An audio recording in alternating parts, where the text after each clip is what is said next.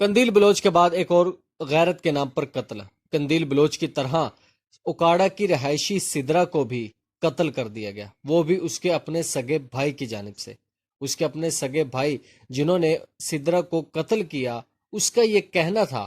کہ سدرا ماڈلنگ کرنا چاہتی تھی، اور ماڈلنگ جو کہ اسلام کی روح سے دیکھا جائے تو بالکل غیر مناسب شعبہ ہے۔ کسی بھی مسلمان لڑکی یا کسی باپردہ لڑکی یا کسی بھی غیرت مند لڑکی کے لیے ماڈلنگ جو ہے وہ انتہائی غیر مناسب شعبہ ہے، لیکن سدرا نے اپنے بھائی کے لاکھ منع کرنے کے باوجود اس شعبے کو نہ چھوڑا، اور اس شعبے میں ترقی کے لیے انہوں نے ہر قسم کے ہتھ کنڈے اپنانا شروع کر دیے۔ اس کے بھائی کا یہ سٹیٹمنٹ ہے کہ انہوں نے ان تمام باتوں سے تنگ آ کر اپنی بہن کو قتل کر دیا۔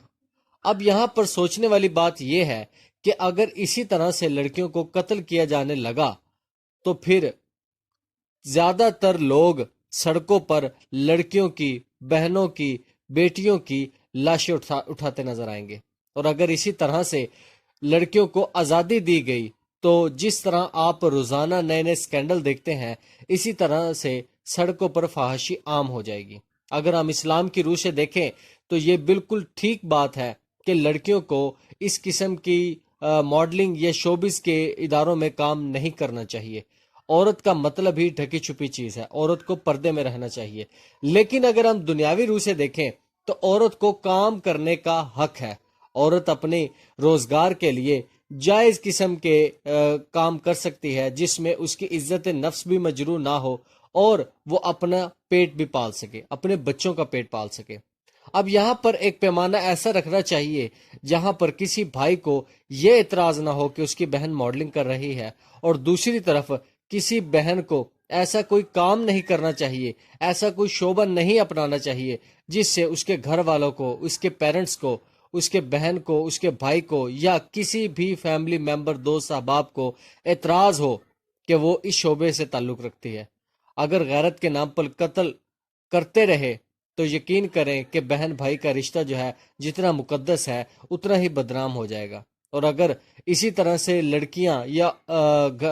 عزت دار لڑکیاں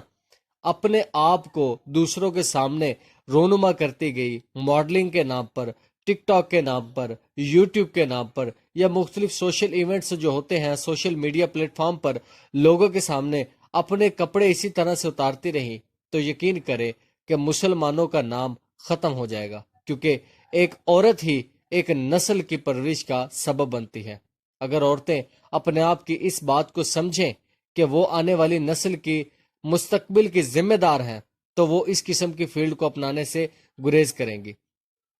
اور جو بھائی اپنی بہنوں کو اس طرح سے قتل کر رہے ہیں وہ آنے والی نسلوں کے لیے ایک مثال نہیں بن سکتے،